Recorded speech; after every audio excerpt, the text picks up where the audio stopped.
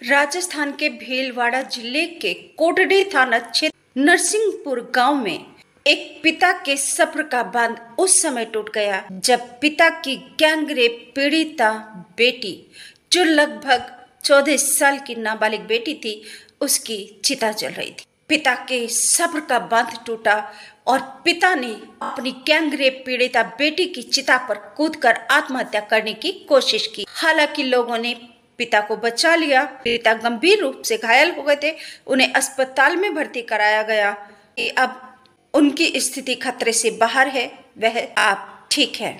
नमस्कार बहनों भाइयों, मैं त्यागी रम्या अमरेश आप सभी का स्वागत करती हूँ चैनल पर और आप सभी से रिक्वेस्ट करती हूँ कि प्लीज चैनल को सब्सक्राइब करके घंटे को दबा दीजिए, ऑल पर सेलेक्ट कर लीजिए। मैं अपराध की दुनिया से खौफनाक खबरें लाकर आपको जागरूक करती रहूंगी, सचेत करती रहूंगी, ताकि आप सावधानी से रहें, सुरक्षित रहें, क्योंकि आप अनमोल हैं हमारे लिए। आप हमारे परिवार का हिस्सा हैं।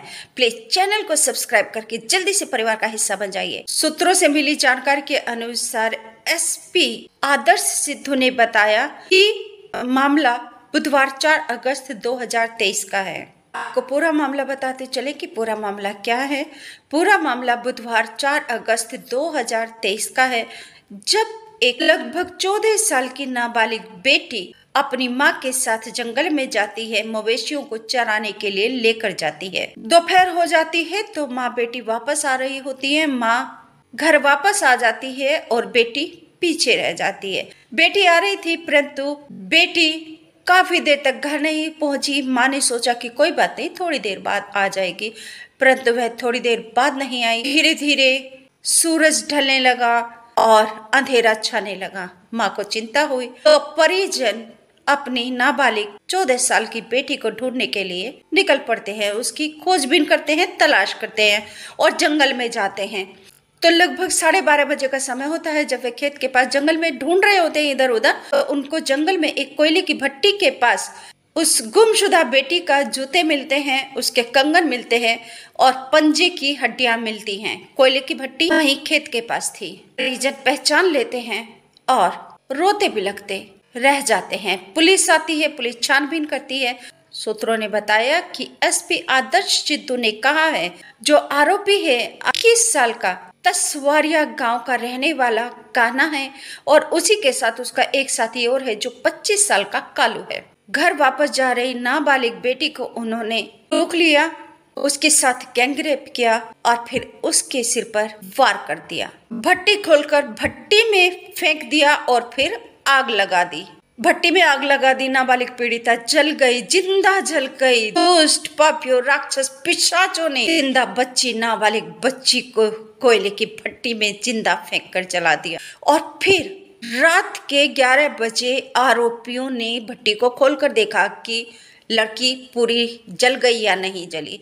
जब उन्होंने रात को 11 बजे भट्टी को खोलकर देखा तो बच्ची के शरीर के कुछ हिस्से अध जले रह गए थे, जिनमें बच्ची का सिर का कुछ हिस्सा था और उसकी छाती का कुछ हिस्सा था।